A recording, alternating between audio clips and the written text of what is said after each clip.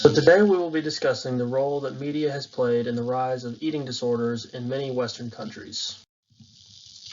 Anorexia nervosa, or an obsession with losing weight through starvation and excess exercise, and bulimia nervosa, which is the process of binge eating and then purging after meals, are two of the more common eating disorders in the United States, as well as the United Kingdom and other Western European countries.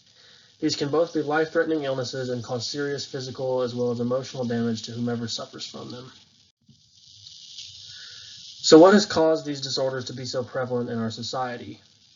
According to Richard A. Gordon, a professor of psychology at Bardon College in New York, our cultural influences are likely to blame. In his paper, Eating Disorders, East and West, a Culture-Bound Syndrome, Unbound, he states, the rise of eating disorders in the United States and Western Europe has been described as a modern epidemic and has coincided with a number of sweeping changes in Western societies in the second half of the 20th century. Among these are the rise of a consumer economy which places an enormous emphasis on the achievement of personal satisfaction at the expense of more collective goals. Because our economy is more based around personal satisfaction, companies market their products that way and promising to be able to make us more satisfied with our appearance and thus more happy. But eating disorders predominantly affect women. And this is likely due to the fact that since the late 1960s, the beauty standard or the ideal body type has shifted from a more curvaceous and wider shape to a much more slender and skinny shape.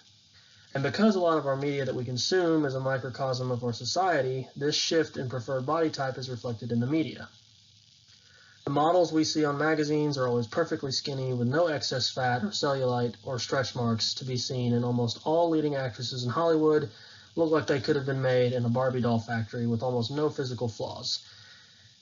And we are such a consumer economy and heavy society, that is the type of woman we are exposed to, and thus women are essentially told that this is what they should look like, and men are told that this is the type of woman we should desire. But the problem is those body types are incredibly unattainable.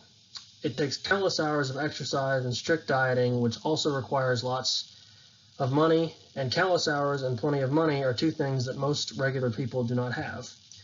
But our media doesn't tell us the part about all the work that goes into looking that way, and so many women assume that that's just what they should look like.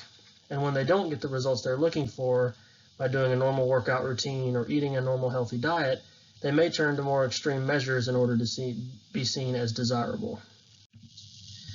The media has undoubtedly played a large role in the rise of eating disorders in Western society, but there has been signs of hope in turning around this epidemic.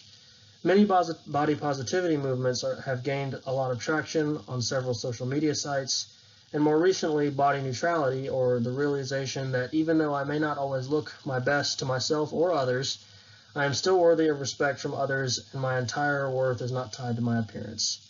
Both movements are very encouraging, but there is still a lot more that needs to be done to start to see a decrease in these severe eating disorders, and the media is largely to blame for this epidemic that we face in Western society today. Also, be sure to follow us here and on other social media platforms for more content on cultural influences on society.